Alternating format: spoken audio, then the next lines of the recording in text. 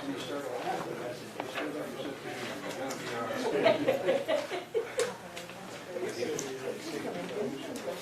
they did. There it is.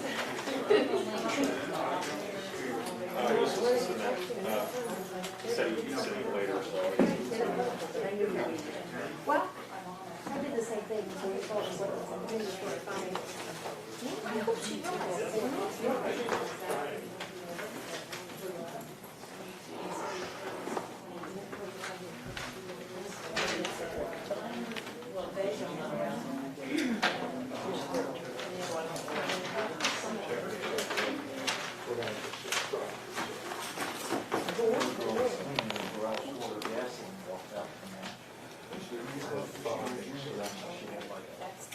I can't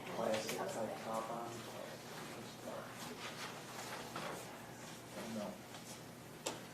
It's not about the side.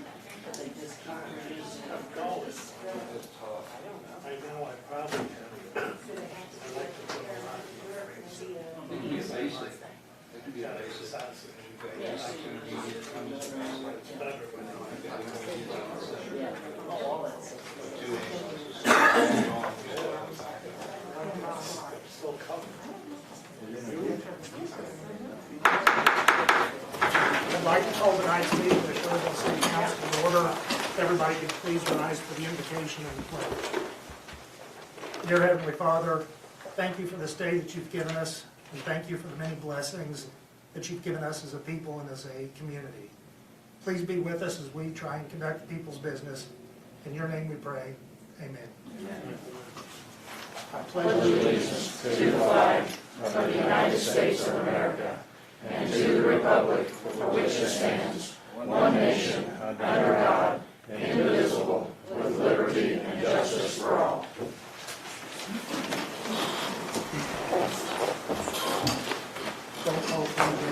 Fernhaber? Here. Schaefer? Here. Shank? Here. Wright? Here. Mayor? Yeah. Item number 3 is the consent agenda, which includes the minutes of the last meeting, the claims to be approved this evening, and the July 2020 financials. Do we have a motion to approve the consent agenda? Second is presented. Commissioner Schaefer, do we have a second? Second. Commissioner Wright, roll call please. Fernhaber? Yes. Schaefer? Yes. Shank? Yes. Wright? Yes. Mayor? Yes. Item number 4, a request to approve mobile food unit licenses for Sweet Teas, Whitaker Beef, and Griffin's Barbecue. Is everything in order? Does anybody have any questions? Do we have a motion to approve the mobile food unit licenses? So moved. Commissioner Fernhaber, do we have a second? Second. Commissioner Wright, roll call please. Fernhaber? Yes. Schaefer? Yes. Shank? Yes. Wright? Yes. Mayor? Yes. Item number 5, a request to approve a contract with the Corps of Engineers for an emergency siren.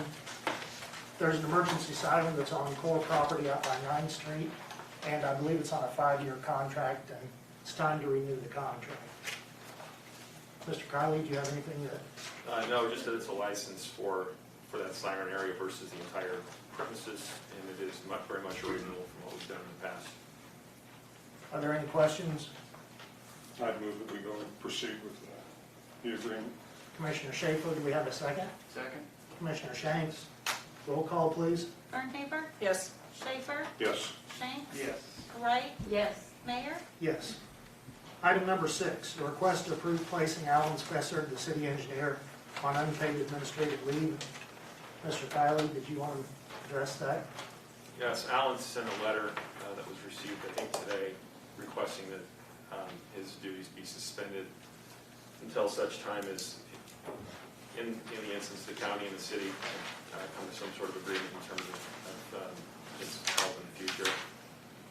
So this would be basically granting that request that his duties be suspended as city engineer, and it'd be, of course, unpaid. Does anybody have any questions, or? I do. If we need some kind of engineering assistance, who do we turn to? Is he still considered the attorney, the engineer, but not on a paid basis, or do he's no longer? I think it would probably depend upon the project, and if it's anything on, like streetscape, it would be Upchurch, but no, he would not be a person that should be contacted. Do we have a motion to request to approve placing Alan Spessard on unpaid administrative leave? So moved. Commissioner Fernhofer, do we have a second? Second. Commissioner Wright, roll call, please. Bernhaber? Yes. Schaefer? Yes. Shanks? Yes. Wright? Yes. Mayor? Yes. Item number 7, a request to terminate the engineering contract for the South Morgan Street project with Shelby Engineering. Mr. Kiley? Alan had, for Shelby Engineering, had asked that that contract be abandoned. The contract does provide the city as a local entity to terminate that contract, and so we would be doing that pursuant to that agreement with him, or with Shelby Engineering. Are there any questions about that, or? What's that going to cost us? That's By terminating him and going to somebody else, any idea? I don't believe there's any fee with the termination. But And- hiring another engineering group, nothing against Upchurch, but obviously that's going to be more than what we would have had to pay him. That would be something that we could probably address with Stan from Upchurch, because I believe that Stan is going to be offering to enter into a contract with Upchurch to do the construction oversight with the similar conditions or terms. Yes, we provided the city with 2 different options. We do an hourly rate, or to basically do something structured very similar to what Shelby Engineering had, Percentage of it. a percentage. Really, the only contingency, I guess, on that is, if there's, errors discovered in the plans and there's changes that need to be made, we would bill on the hourly rate on that. Okay. So, Yeah, I didn't. So you say similar percentage, similar could be the same, similar could be 2, 3, 4, 5% more? it's the same percentage. So, Same percentage. His agreement is worded a little different than our agreement. So, his says estimated contract cost, or something to that effect. I don't have it in front of me. Ours is based on the awarded contract. So, to me, those are the same thing. I mean, the estimated contract amount would be what the contract bid, what the contractor was bid, and then such what was awarded to Kenny. So, I don't know, that's a little bit of legal, I don't know if legally there's a difference there, but You to also, me, it was the same number, and he had 8% of that, and that's what we agreed to, is 8%, or that's what we can agree to, so. And you said with additional costs for any errors or changes that needed to be made in the original engineering? Did I? Yeah, there's none that we're aware of, but in the IDOT, kind of the IDOT standard agreement, there's basically a contingent, and it says in there, if there's errors to the plans, that we would make those changes at no cost to the city. But, those weren't our plans that we put out. So we don't want to be, we are not aware of any issues with the plans at this moment. We really haven't had a whole lot of time to study them either, but, it's been bid, the contractor's reviewed it. I've talked to the contractor doesn't seem to think there's any, but, you find stuff underground all the time, so, as the streetscaping job can attest to, but. So I guess my question is, if we have additional costs and we would incur it with these guys, is that something that we can pursue Shelby Engineering to reimburse the city for, since they abandoned the contract? Well, he's asked that we do that, and we're agreeing to do it if the vote passes. So I don't know if we can shift that over to him if we're voluntarily terminating it. I think it would be very much dependent on the circumstances too.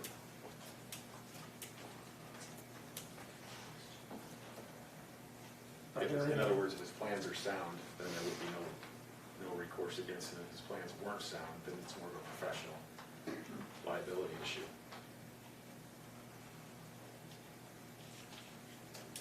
Are there any additional questions, or? Does it make sense to abandon it with the unknown?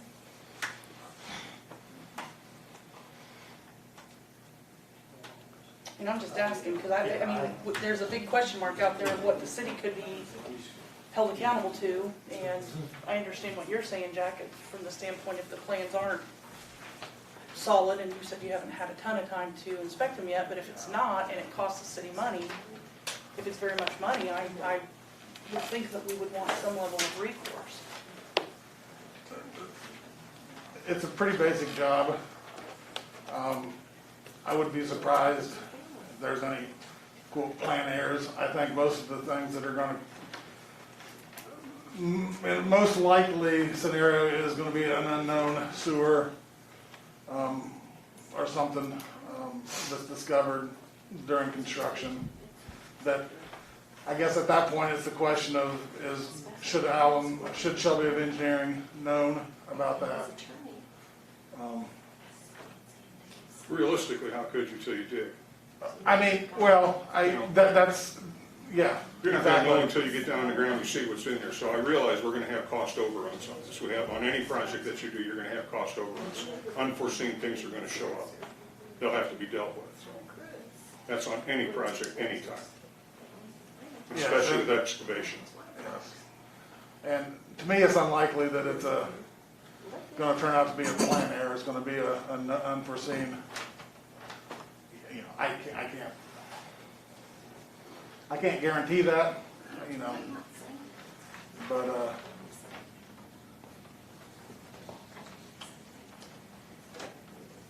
So which direction do we want to go? Do we want to go ahead and terminate the agreement with Shelby Engineering and then consider the agreement with Upchurch? And we need to move on. We've already got this. We've got Kenny online here to put this together. We need to get going on it. Yeah, I'll make a motion that we go ahead and terminate the contract with Shelby Engineering. Okay, the motion's been made. Do we have a second? second. Commissioner Shanks, roll call, please. Fernhafer? Yes. Schaefer? Yes. Shanks? Yes. Wright? Yes. Mayor? Yes.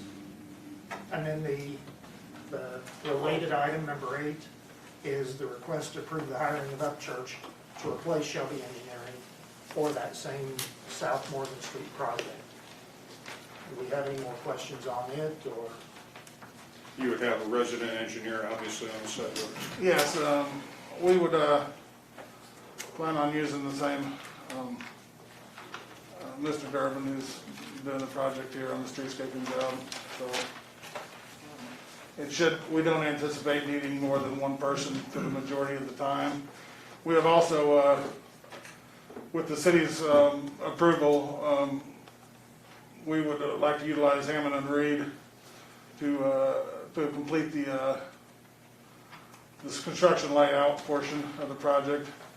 And, you know, as needed, kind of depending on the staffing situation, you know, use them to do a little bit of construction oversight possibly. Again, that's going to be more dependent on staffing and some other projects that we have going. So, but Mike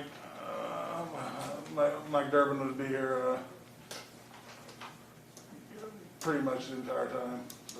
He'll be responsible for the record keeping and whatnot. Yes, of the project. yes, and he's highly qualified. He's retired IDOT and spent a lot of years doing that exact job. So. Okay.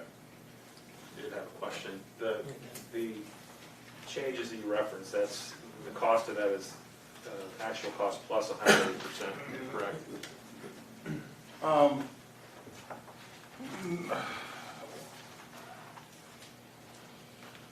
Well, I thought it was I'd have to look at the agreement a little bit. I think it was just our hourly rate. We should have a schedule. It would be under column, it would be under paragraph 2 essentially.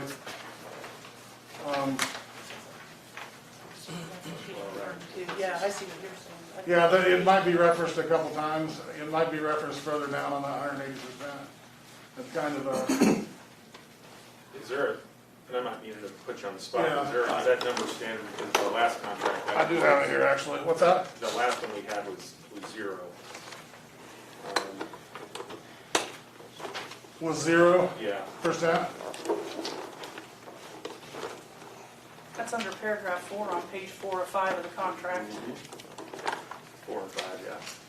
Yeah, 4 of 5.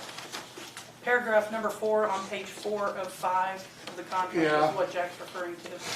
Yeah. Well, that could be revised. Well, see, first of all, that doesn't really apply because we're not doing items 1A through 1G. Those are all more design items. Yeah, number 5 though, I think would apply. But That's what- yeah, 5 references back to 4. You're right, and so we could take that line out and just say that we'd bill at an hourly rate, as opposed, or either way you guys prefer it. The hourly rate would be a low rate. I mean, than the 180%. So.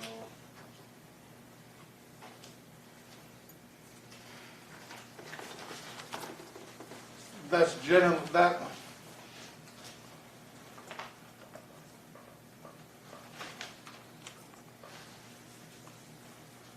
This is a kind of a standard agreement that, you know, you'll modify. It's pretty typical to be modified to meet the needs of the exact job, and essentially I kind of addressed the extra payment in line 2 and in line 5. So we could I'm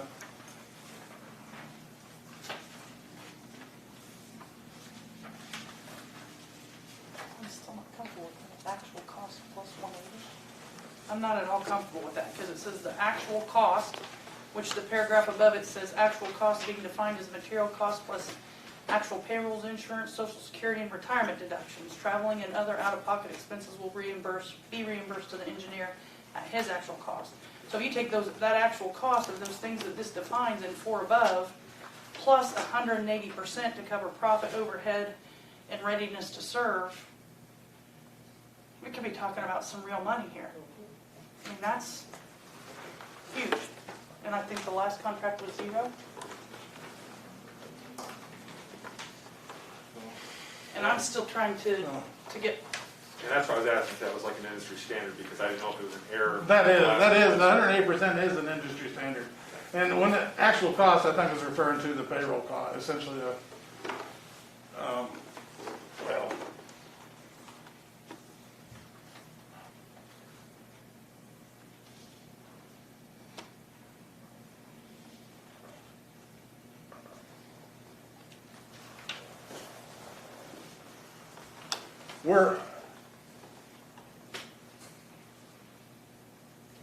I don't see us using that provision. I mean, we're okay with making that 0. So that will be revised to 0? we can. So And we can make that as part of the condition of the approval, right? Right. If there's a motion to approve, then we decide to do And that. that would make the contract almost, I think, maybe exactly the same as one of those. you said the one, the 0, you're saying the Shelby agreement, engineering agreement had 0. Right. Is that what you're, okay. Yeah. I was confused, okay, So we're making paragraph 4 and paragraph 5 to show 0 in place of 180 as a condition of change or whatever you call it, Jeff, right? yes. Yeah, that's my understanding. So you had said early on that you were giving the city 2 options, either the percentage of, what was it, the percentage of the contract, awarded contract at 8%, or hourly. Or an hourly rate, yeah, that's a different contract, you may not have that in front of you.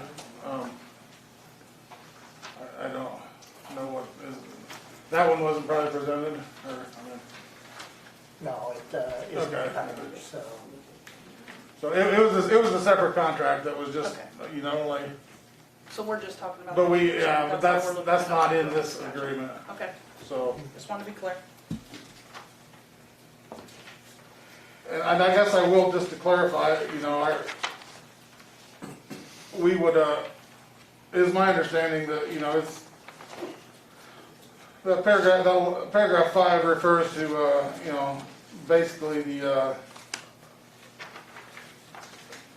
basically the engineer's,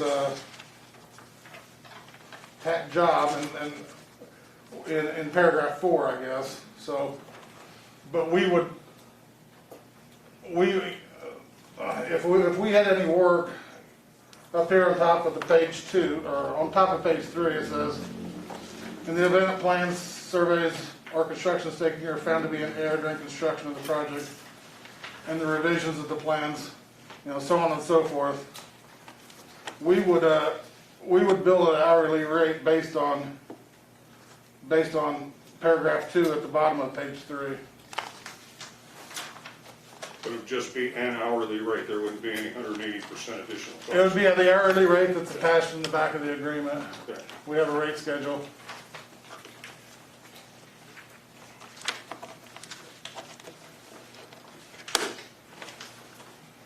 I'd like to circle back to a comment you made about hiring Hammond and Reed at the city's approval, and what, just so I understand, what are you hiring them to do, and Well, why does two it need things. city approval? Well, if you look in the agreement, again, in paragraph 2 there, on the bottom of page 3, it says the engineer may sublet all or part of the services with the approval of the local agency. And so we're looking to sublet the construction staking to them, and if on occasion we need a additional hand out there, and Upchurch is not able to provide it, that we would have them as well provide some on-site basically help our inspector out on occasion. So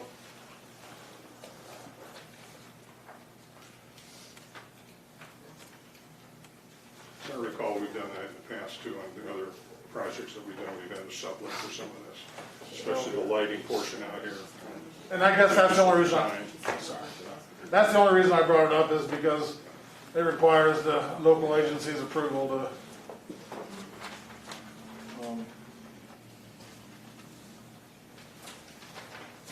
That was also part of the Shelby engineering agreement that was passed in March, so that's the same. The him in a minute. Do we have any other questions, or do we want to pursue this? Or- I would make a motion that we accept this with the contingency that that 180% gets stricken out of this contract and replaced with a zero on that. In both paragraph 4 and 5. If paragraphs 4 and 5, I would not have a problem with that at all. Motion's been made by Commissioner Schaefer. Do we have a second? Second. Commissioner Shanks, roll call, please. Fernhaber, Yes. Schaefer, Yes. Shanks, Yes. Wright, Yes. Mayor, Yes. Item number 9, discussion regarding the city adopting the road currently going through the cemetery. Commissioner Shanks, is that yours? Yeah, this is just for discussion at this point, in discussion with the cemetery board. There's been a lot of wrestling with how we maintain, or how the cemetery board maintains the road that runs from 9th Street, the entrance to the cemetery. It is theirs, but it's used as a city street in some fashion a lot, including with garbage trucks. It's also used by the farmer that we have, the tenant farmer that farms that property there. It is in need of improvements. The cemetery board just breached the discussion of, is there something we could agree upon in terms of maintenance for that road going forward? Since I hate to see it closed off, because since the cemetery's basically got one entrance, it is a very needed and functional road, but it's also in need of continual maintenance. So thoughts and concerns is what I was looking for. We have oiled and chipped that in the past, I know that. I know I've been approached by a representative of the board about the drainage system on the north end of that and the south end of that to do things with this. And one of my problems is that the individual that does farm it takes it upon himself to drive through the ditches after they've been cleaned out and of course ruts them up with his equipment and then comes back and says, we have poor drainage. Well, that's not a me problem, that's a you problem. You created it. We had it there and it's been, that being said, we are looking at ways to improve that. One of them would be that we have to cut a ditch to the south of the existing sidewalk on the south side of 9th Street. He has intimated that he's not in favor of that because that would cut into the amount of crop area that you have to do it. But something has to be done to drain that water out there, so something's got to give here. Tom, just to interject a little bit, there is discussion right now on the cemetery board about addressing the drainage issues there, and one of them is they've got a project put together to include a culvert in there So you can feel to that. get him field entrance, and also addressing drainage. Part of the problem, again, it gets more complicated, but when we put in the sidewalk up there on 9th Street, I've seen the before and after pictures, and there was a significant drain ditch there that ran the whole length of that, and we built that sidewalk right over top of it, and that strongly exacerbated the drainage problem there. Apparently not a lot of foresight was given to how to drain that water when we built that. So I see both sides of it. I see the cemetery's concerns, and I was just looking for an opportunity to maybe work together with them on it. So that road, it goes directly into the cemetery and then that road basically splits off, right? Right, Goes it's around all on the- cemetery property, but it comes from 9th Street going south, and then it goes around the central circle area there, and then goes up to the 6th Street, connects to 6th Street. And whatever we do, would that continue that, to maintain that circle drive too, or is it gonna remain as it is? It really all needs done kind of one project. The circle drive is at a little lower depth, and as you come out of that, you drop down, and it washes out there, and it needs attention by somebody, and just see if there's an opportunity for cooperation. By cooperation, are you talking about fund sharing? This would typically be on the cemetery board or on the city, or what? Be on the city. Okay. That's If we take over that road, we take over maintenance of that road. So that's the request, we take over the road and we Right. take over the Right. cost and maintenance. Right. The cemetery board's cemetery is currently paying for that and any Well, maintenance or upkeep. Yeah, they are. Well, yeah, I mean, Tom has cooperated and done some work. No, I'm just trying to understand, I'm Right, not that's questioning you, I'm just asking questions. Yeah. Okay. And obviously, I'm not expecting any action to take place tonight, just wanted to consider that, if there's something we can come up with. is that road, Tom, you mentioned that you guys have oiled and chipped it? I thought it was all rock. Well, it was at one, it was, and we put a coat on there, and then I think over the years, and this was quite a few years ago, it was before my time on there, I know we did it once, but it is basically a rock road. Converted back to rock at Okay. this point. That's, okay. But it's been done before I was on the council, so that's why I said I know it's been done in the past. And we've gone in there and tried to cut ditches there in a number of areas, especially on that south end, to try and get it to flow. I think their concern is they could block it off, and that's been done in the past. At one time it was blocked off and only opened seasonally, but because of the volume of traffic and the number of people that use it, and you get in that cemetery, it's a one-way in, it's kind of, oh, you can turn here to get out, so a lot of people just find themselves on that road. A lot of people visiting the cemetery use that road, so. Would there be any benefit to paving it? That would be an expense, quite an expense. At this time, I think it's going to have to be just as much deterioration as what's taking place on it. It's going to have to be redone pretty much down to the base. Put a new base on it, and then put a rock, a layer, actually a chunk rock, and then put CA6 on it, drive over it, and then come back in and do whatever we're going to do. I think once you get a good base in it, get good drainage in it, we could end up oil and stone in that, oil and rock, and then it would be fine. But it may take a little while before we get to that point, but work it out. And the cutting of the ditches on the, you said south side or north side of the sidewalk? South.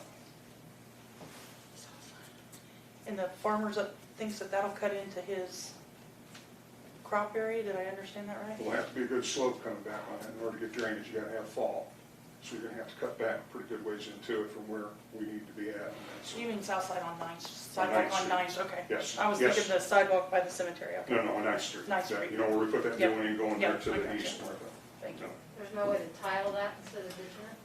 That's being looked at. Jim Schwarman is trying to put together a plan of those. Did the board vote on it, or did they vote on? I believe they Go, did. yeah. But yeah, there's gonna be some changes there to address drainage. There's just some concern that part of it is problems that the city created, and this whole road thing is kind of all tied in. It's Right. theirs, but it's ours, so. Yeah.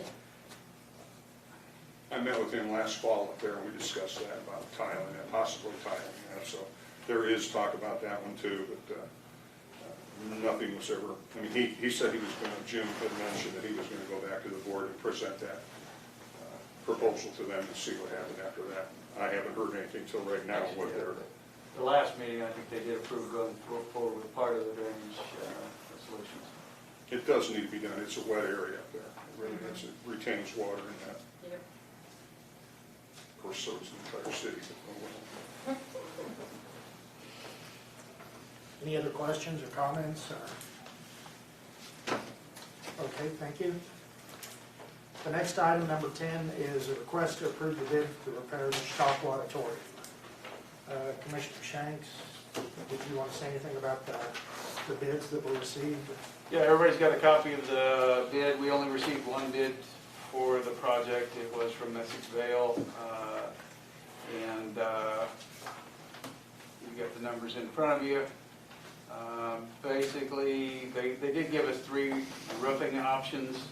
The first option was the one that met the bid specs, was the actual proposal. Then there were 2 that would, what they would consider to be upgrades or aesthetic improvements that are more expensive. And I think those are probably outside of our reach. It makes sense to go with the standing seam metal. That's what we discussed all along, and that's what we put out in the bid. That standing seam metal roof came in at $185,000 for roof replacement. And then the bid for the structural repair, which would be the columns and trusses that are damaged, repair there, came in at $396,474. And then for the siding, exterior, windows, those other things that we included in that was $83,439. And that was a total of $664,913. I do know there are questions, and Rick has agreed to be on speakerphone. If we'd like to contact him to answer questions, I can do that. Well, other than that, we're open to discussion.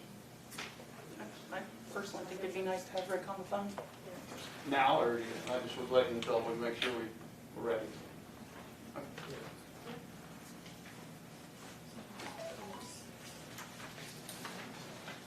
I assume speakerphone on my phone will be adequate for everybody to hear and. I'll be able to hear it. That's why we have microphones. Yeah. Hi, Rick. Hey, we're in the council meeting, and we're to this discussion of the Chautauqua building, and I wanted to have you on board for questions. Okay, no problem.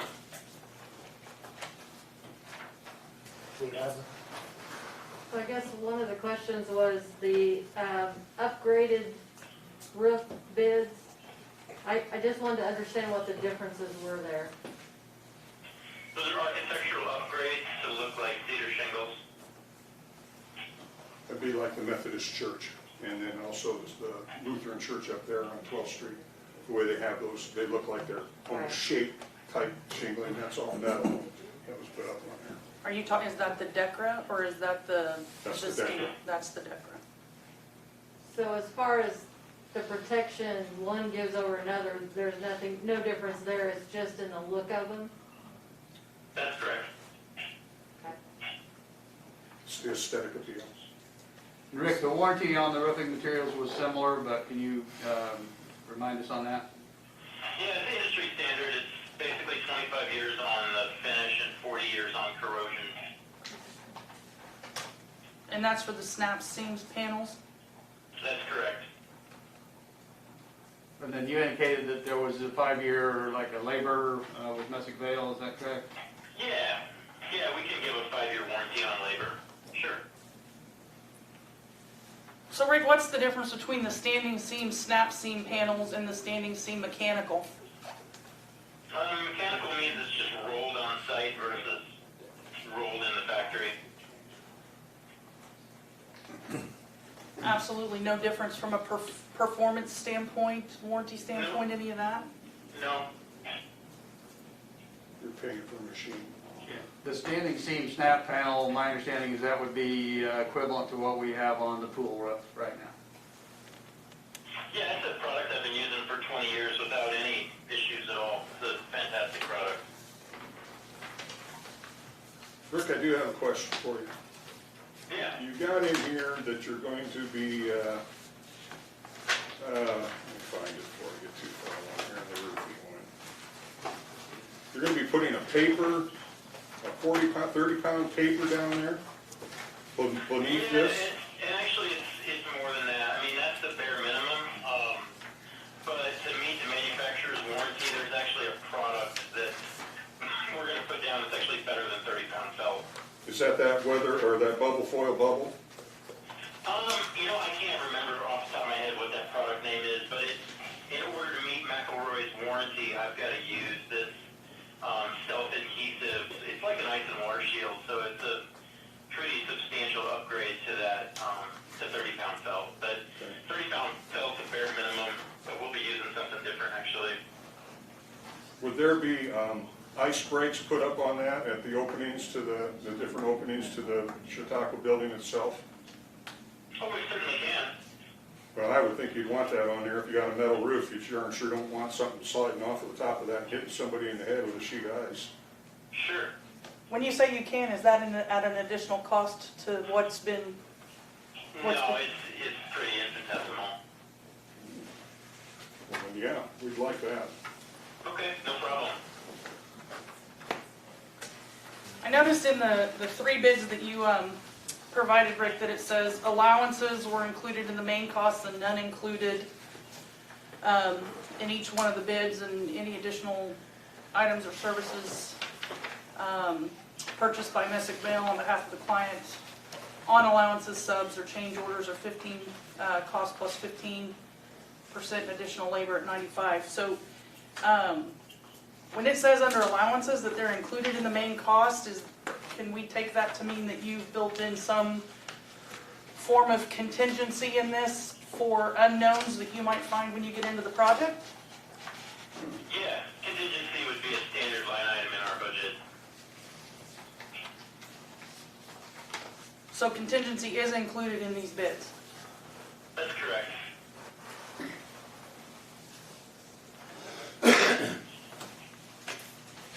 You had mentioned at the last, or one of the last meetings that you attended, that you could bid the paint job and subcontract that out, and you did not provide or submit a bid for the painting portion of the project. Was there a reason you chose not to do that?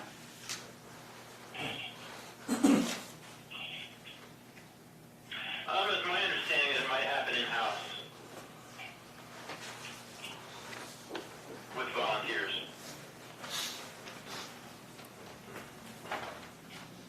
And if I read you correctly, if we don't want to go that route, we could actually solicit for bids to do the painting from local contractors. Absolutely. Okay. But we did put that out for bid and nobody bid on that, right? Correct. I think that's right, no one wanted to take that on.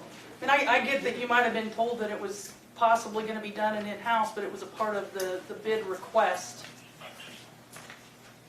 So would that be normal to not fulfill the entire bid request? Well, there were 4 individual items, so we just bid on the ones that we were interested in at the time.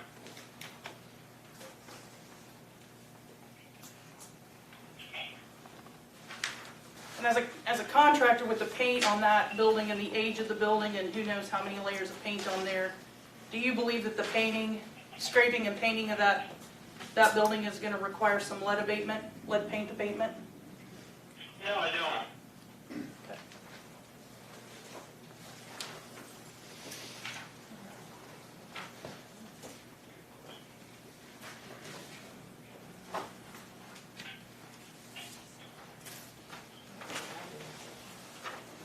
Rick, do you have a time frame for how long it would take to do this project? And I think it's completely contingent on when the project starts. I think if a project like this starts in December, that's a different question as opposed to when a project like this might start in September. So, overall duration on a job like this is, 3 to 4 months potentially.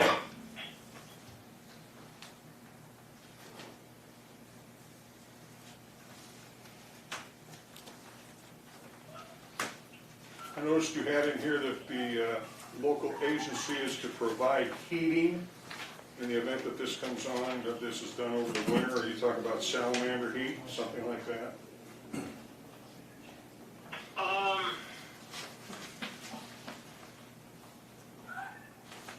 I'm not aware of that, actually, that line in there, unless that's some sort of boilerplate. I don't anticipate any heat needed on this project in the wintertime. Site heating or healing? I thought it was on the toiletry facilities and wash area. Yeah, I think it's it's site healing. Oh, okay, my bad. There's Which I'm my assuming dyslexia is showing up. fixing any grass or anything that gets That would spoiled be- after the fact. Right from tracks from.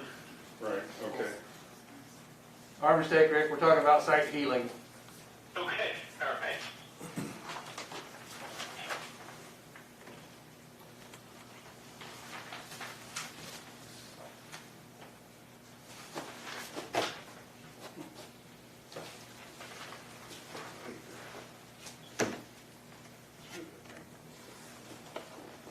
Do you have any other questions for him, or? I'm satisfied with it.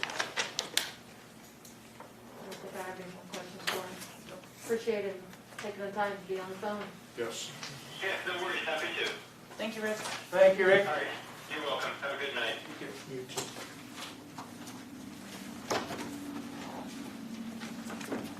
In that case, what actions, what is it that we would want to accept the bid pending contract negotiations? Subject to us agreeing on a contract for the other terms that include liability, other things that would probably be standard in the contract.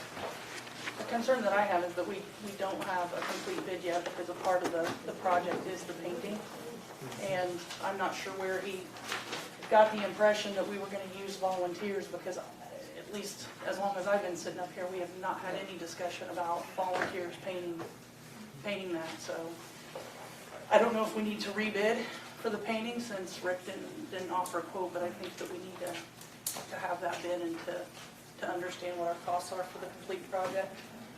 That's what we have agreed to last year before we put the referendum question out, and that's what the referendum question entailed. So I think that's what we need to do. I believe we separated out the bidding so that people, different contractors could bid on different parts of it, and obviously that was part of the bidding process and an opportunity for any local contractor to bid on. Unfortunately, we didn't get a bid at this point.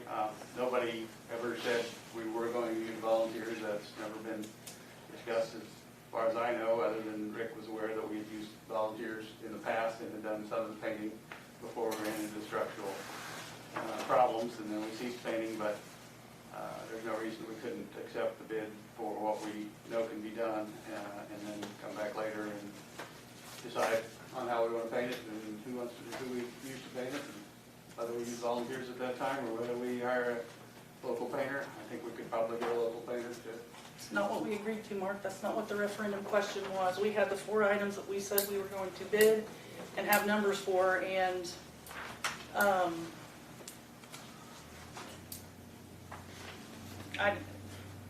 I don't know where he got the idea that we were going to use volunteers, but I, for one, am absolutely not in favor of utilizing volunteers to paint the Chautauqua.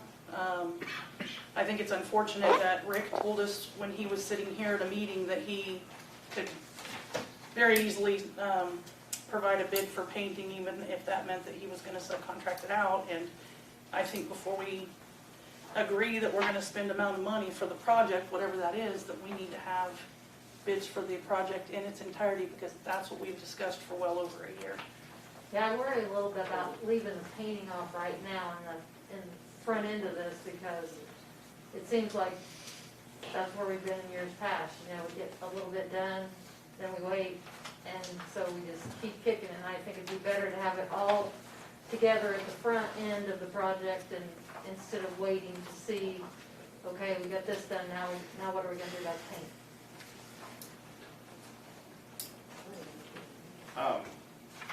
The volunteer committee that has done some fundraising and stuff for the project has some money, not a lot. We've got some money with the foundation, and if it came down to it, we could hire a painter with that money, if that would ease everybody's concerns. But again, we broke its bidding up into 4 different bids because we knew that some contractors would not bid on all of them. I don't think we've got a painting contractor that would have bid on the structural repairs, and we don't have, there's people that could have bid on the roofing, chose not to, but I think it's an artificial roadblock to say that because we don't have a bid on painting right now that we can't proceed. We obviously can use the time while the building is being repaired in order to line up the painting. No, I'm sorry you feel like it's an artificial roadblock, but I think part of the issues with the bidding and maybe other contractors not taking it is that Trillium Dell's been involved with this from day one, and they may have felt like they were going to bid the whole thing because Rick did tell us the last time that he was present with us that he could bid the painting piece. So I think we need to put the paint out for bid and get some numbers back for that, and have a discussion on the entire project and its in whole, and then a discussion of how we pay for it, because that's the other thing that we haven't had a conversation about, is how we pay for it. Yeah, and I think that's a good question. I think that's a question from citizens is, okay, now you got the project, how are you gonna pay for it? And I think we need to figure that out as well.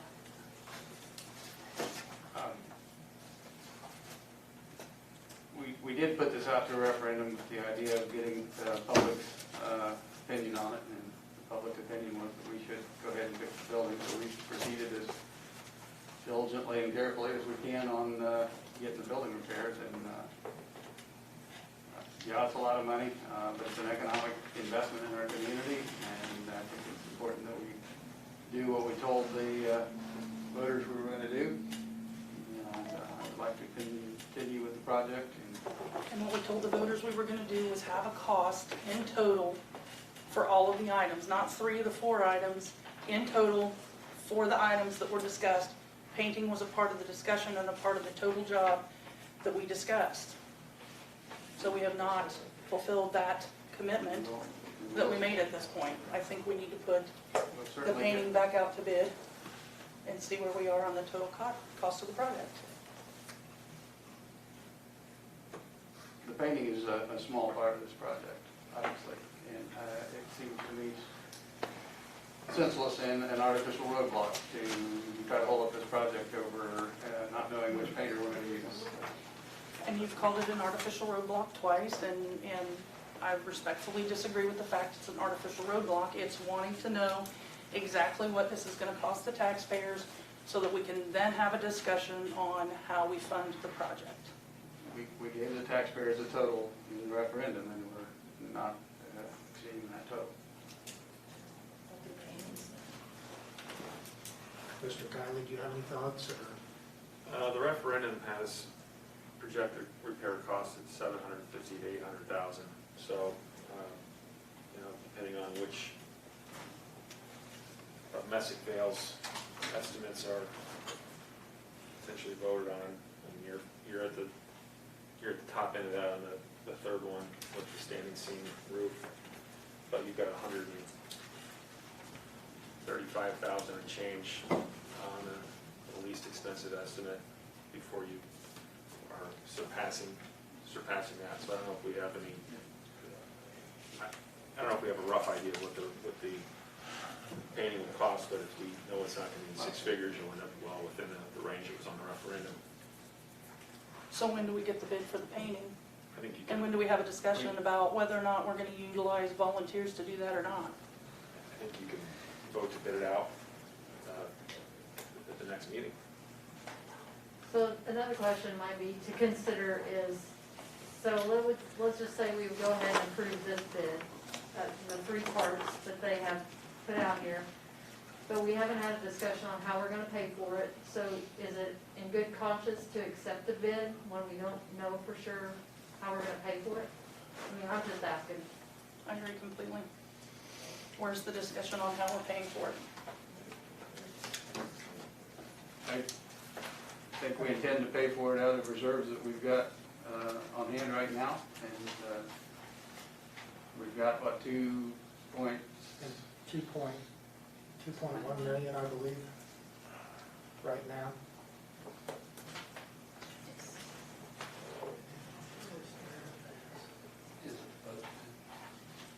So the plan's to take 700-ish, 650, 660 to 700, with, if you include the painting, out of that 2.1 million.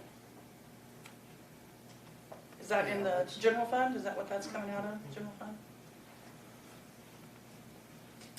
Again, we asked the voters what they wanted to do, and they told us they wanted to save the building at a cost of $800,000. I think we have an obligation to do what we told them we would do. And is this line item in the budget? Did we budget for this? Are we good to go? Jack, are we good to go? It's in our appropriations, yes. It's in the appropriations, okay. Be the capital expense, whether it's $1.5 million budgeted, or $1.5 million was appropriated for capital expense for public buildings.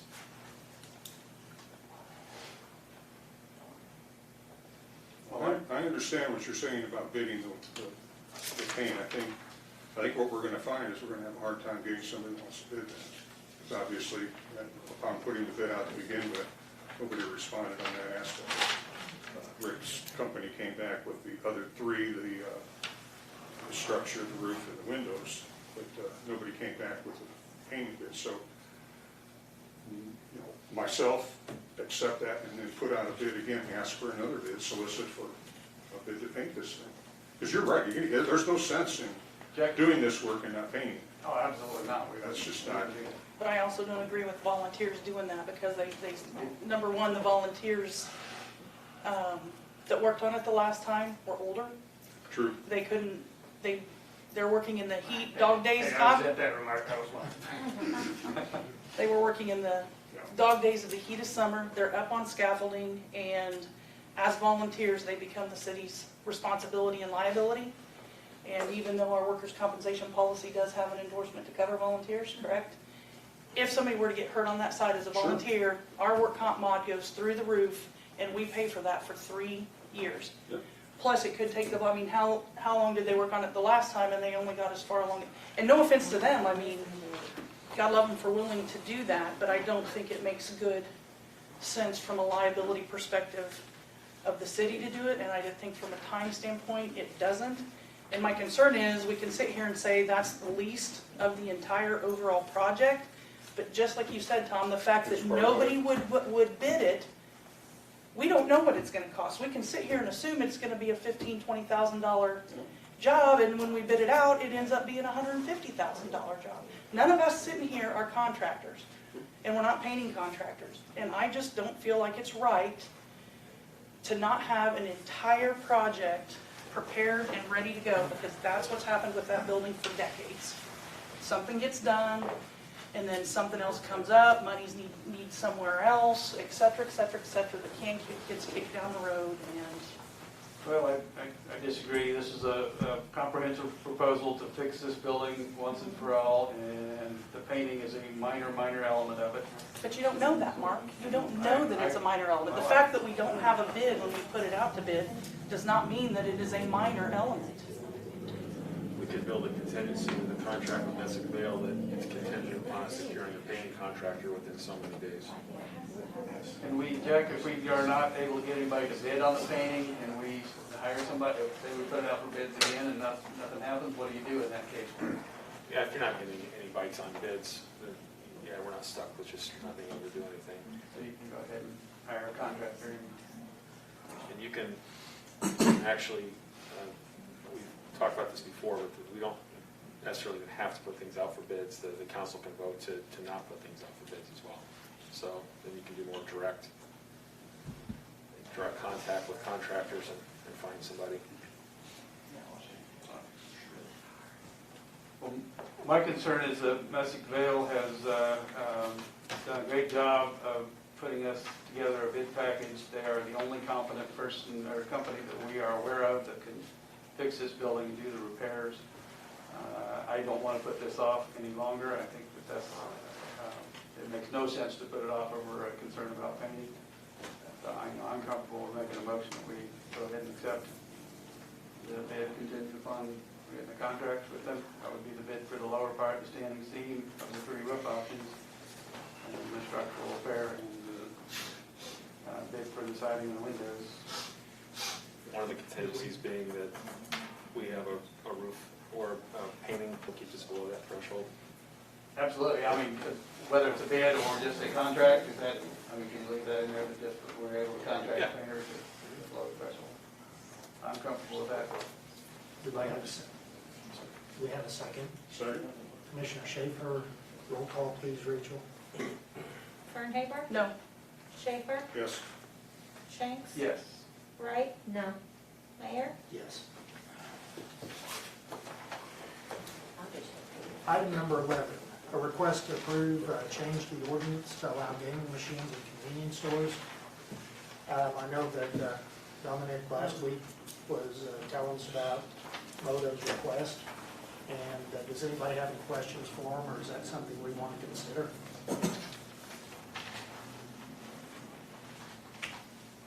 My comments haven't changed from 2 weeks ago, or my thoughts over the last 2 years. I am not a fan of gaming in the gas stations. If we open it up to one, then we have to open it up to all, with the exception of the one that's in the vicinity of the school. And we said no to the folks down here that privately own this gas station multiple times. I think to turn around and do it to them now would be a kick in the teeth to them. And me personally, I'm not in favor of it, and we talk about it over and over and over again, but my opinion personally hasn't changed. My mind hasn't changed either. I would not vote for it. I just noticed they're talking about their 6 locations that they have. Each one of them is a substantially larger area than what we're talking about right here. You know, Belleville, what are we looking at there? At least 65, 70,000 people, those kinds of things. So we've got a minor, in relation to minor population here. I just don't see that that's, you know, if that's going to make or break them, they're hurting already. I just don't see where it would be. He made a good point. It's a boon to us as a city. We get more income off of that. We do get that, but I don't know. I'm like you. I just don't think we need to have more gambling machines. We got enough in this town, so the next step to pariah anyway. So I just don't think it's a necessary thing to have there. So it doesn't appear that there's going to be interest in changing the ordinances, so Unfortunately, it doesn't appear we'll be doing that, but. My only comment would be, Commissioner Fernandez mentioned Chuck Schwartz and CNC's One Stop up here, and I'm working with Chuck as well. And he mentioned, I know he wanted to relay to the council that he's really close, and that if something doesn't happen, that he's probably going to be out of business. And it's unfortunate, but to be threatened with making that kind of a decision to keep a business afloat is kind of a tough spot to put the council in.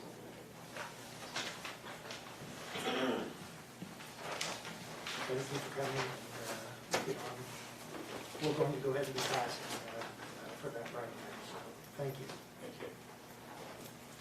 Item number 12, unfinished business. Commissioner Wright? Commissioner Fernhager? No. Commissioner Schaefer? No, sir. Commissioner Shanks? Nothing at this time. New business? Commissioner Wright? No, sir. Commissioner Fernhager? No. Commissioner Schaefer?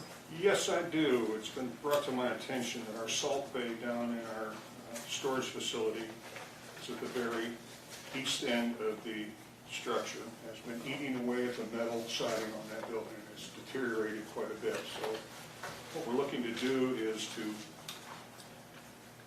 increase the capacity of that bay to be able to hold the salt. In other words, we're looking at blocking up on the three sides of it to get it taller and repairing the end panels, redo the block on that so that we don't have the leakage that we have in there right now. So I would like I've got a list of things to be done. I'd like to, on the next meeting, put it on the agenda to go out and send out for bids to improve that salt bay. That would give us the ability to keep more salt in the bay and keep it from the outside elements. You have to replace that door. No, it's not the door, it's the side. Right. It's the actual side of the building that's been eaten apart by that salt, of course. The calcium and whatnot gets onto the metal and starts to corrode that, so it has done a lot of damage to it. Right now, we have enough, it'll last us about half a winter or so if we have heavy usage, so this would give us enough to stockpile and be ready to go for a complete year. And I'll have the bid package ready for you all to look at, what we're anticipating to do with that, and then go from there. So I'd like to put it on the agenda for the next meeting. Sounds good. Jeff, I did just think of something, I apologize. That's all right. And Tom had asked a question earlier about engineering, if a need comes up, do we call Alan, and the answer is no. Should we put it on the agenda for the next meeting to have a discussion about engineering and what we're gonna do as needs come up? Or wait until there's a need and an emergency, and then we're up the creek without the paddle? We are going to have a discussion because I know that Alan also applied for grants and that there's a grant that's going to be coming available, I think in the next week or two, it's going to be opening up for high tech, which is what we used for the engineering for the bike trail going out to Walmart, and it's what we've been doing out here on Main Street. And that I think that the intentions were to go ahead and do another phase of the downtown area. So that is a discussion we're going to have to be having pretty quickly. So should we put that on the agenda for the next That's fine. next meeting? We have requested funding for the south side of Washington, around the corner right there, and then also the extension from Broadway west to Walnut Street. So basically, the entire downtown area would be the same as what we're doing right now. It was in the original plan, and by the time the plans came out, we had to drop something off there because of the overruns that were involved with that. When we got into the ADA thing, and I think everybody can see what the ADA has done to that project down there. That was not our fault, that was what we had to do in order to get that in there. So with that in mind, we had to cut back on what we wanted to do to begin with. So now we're going to apply for another grant to be able to complete this and get that like we had originally planned to go around the square and do all that. So hopefully if we get that grant, we'll be able to continue with this again. So who's gonna write for the grant? He already has, it's already been written. Oh. Well- We're going to submit it. I don't know if it has been because it was before and we didn't get it, Right. which, I don't know if That was the next just a matter cycle, of- we were going on for the next cycle. Yeah, so it may be a matter of taking that and updating it. And I just think having a discussion of what we do moving forward, who's gonna write Yeah, grants, who's I think gonna that's a good handle point, Martha, because we're gonna have other things that are gonna come up. We're gonna need to have somebody on hand here to be able to fall back on. I'd rather some have a of these other plan things, before it's an not just emergency. that, but other things. Thank you. You bet. Is that it? That's all I have. Sounds good. Commissioner Shanks? Nothing, Mayor? Okay. Mr. Kylie, do you have anything? I don't, thank you. Rachel, do you have anything? No. Chief? No, Mayor. Sarah? Kelly? No. Mike? No, sir, Mayor. Stan, did you want to say anything about streetscape or Main Street or? Okay. Does anybody in the public have any comments? Yes, sir. John Kraft.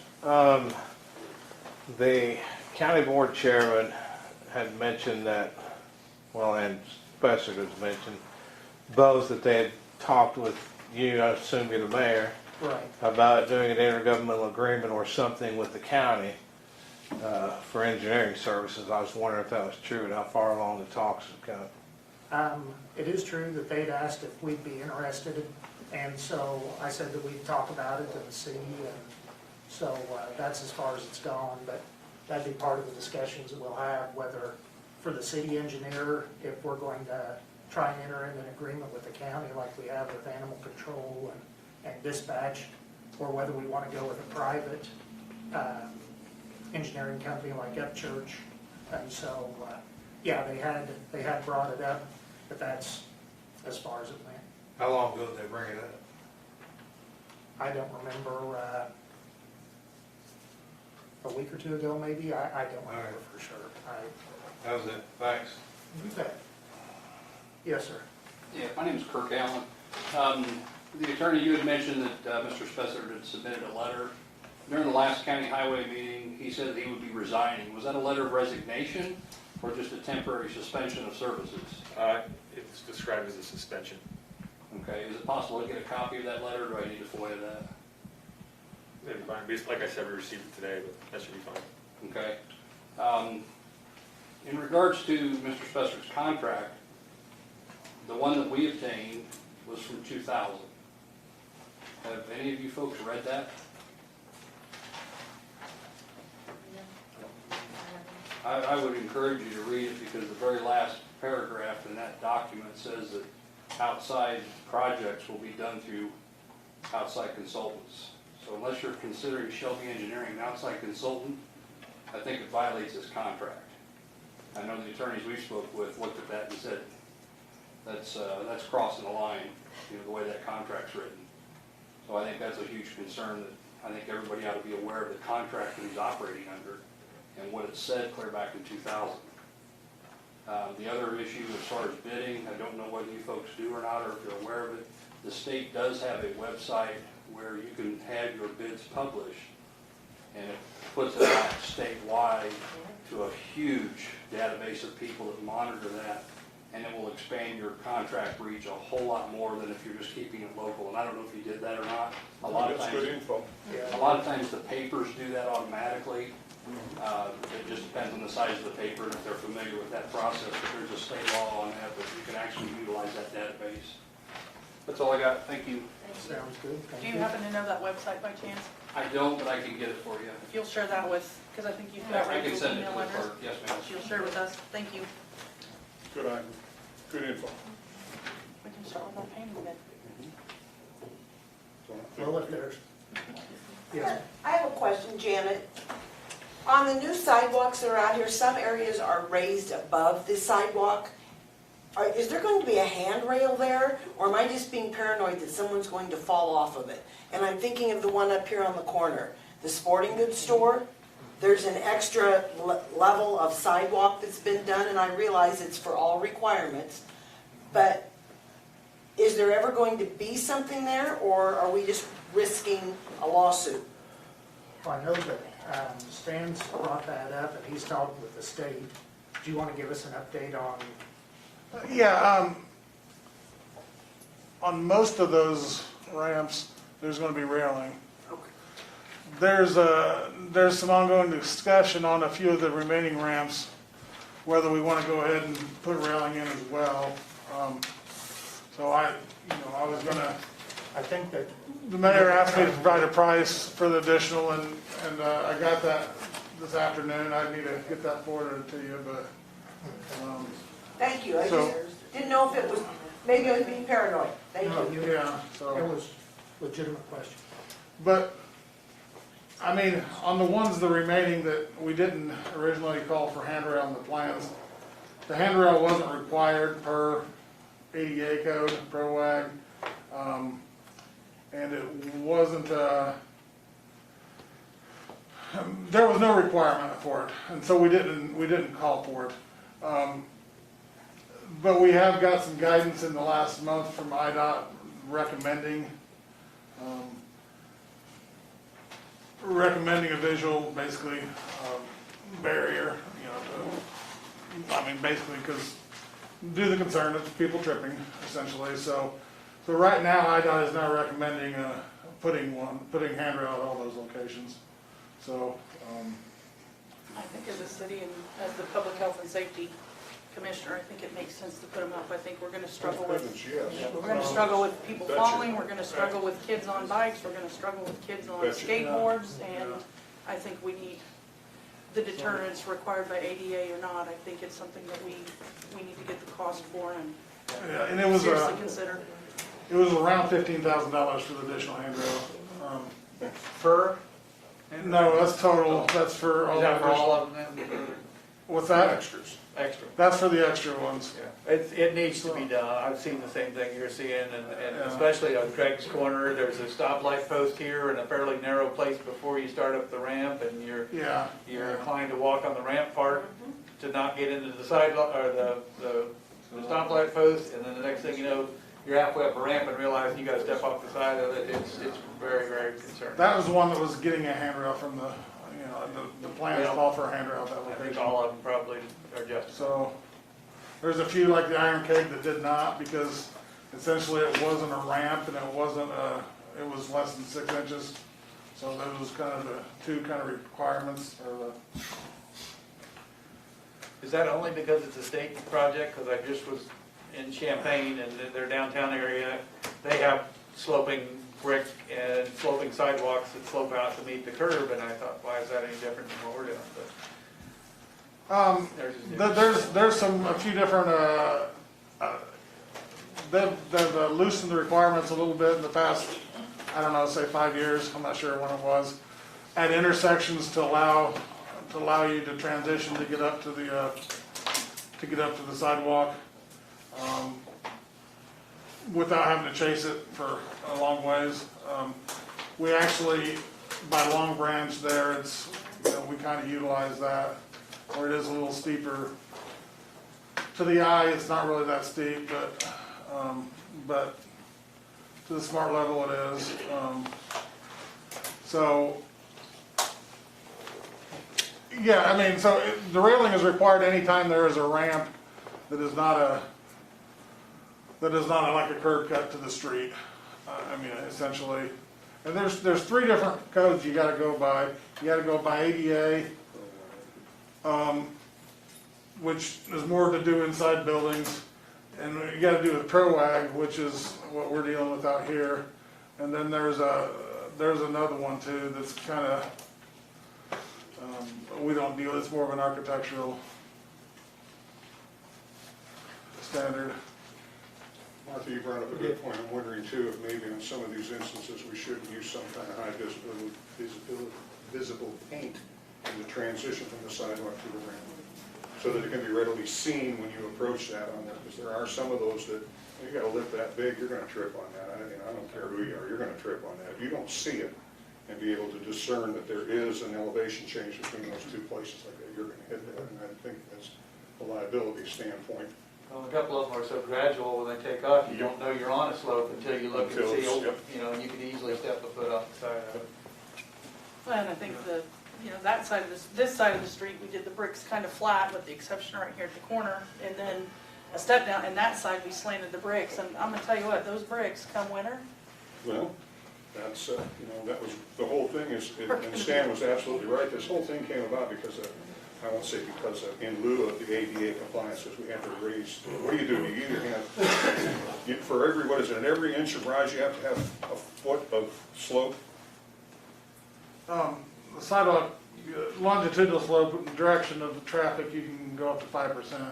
Okay, so you still gotta have a rise that comes up off of that, so, you know, my. Yeah, but the cross slope, you can only be 2%, and, I mean, if you're 2.1%, IDOT's ripping it out, so we design it flatter than 2% to keep, so we're locked in at the building, we were locked in down at the street, and we just tried to,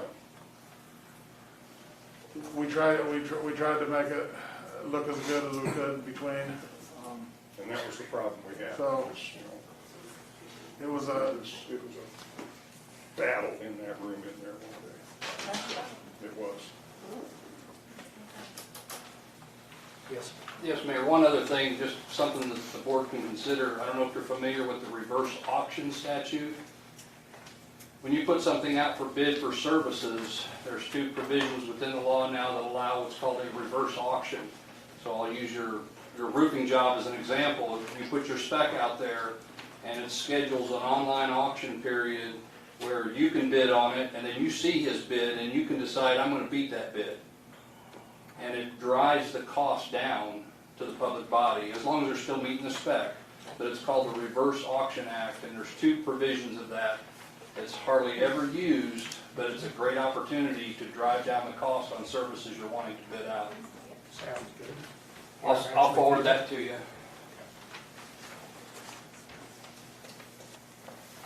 Yeah. You remember about a year or so ago when I asked you about Alan Spessard here? Remember about that? I said, when's he do this work? I asked you about that, and you and Tom both assured me he did it on his own time. You think I ask questions I don't know the answers to? You know how many times I was out there at the county building while I was on the clock? A few. And I have a hard time believing you guys didn't know it. So, for what it's worth. That's just the beginning of what I think, but Edith, go ahead. Thank you. Well, if there's nothing else, do we have a motion to recess the original stated meeting and move into executive session to discuss collective bargaining? Commissioner Shanks? Sorry. Commissioner Schaefer, roll call please. Fernhager? Yes. Schaefer? Yes. Shanks? Yes. Wright? Yes. Mayor? Yes. And probably